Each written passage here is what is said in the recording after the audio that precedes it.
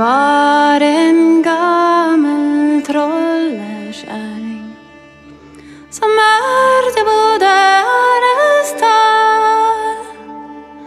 Den kärlek vill jag och skilja om jag får leva den dag. Och hertigen låter i sönderåsan och buren stod under ens bröst.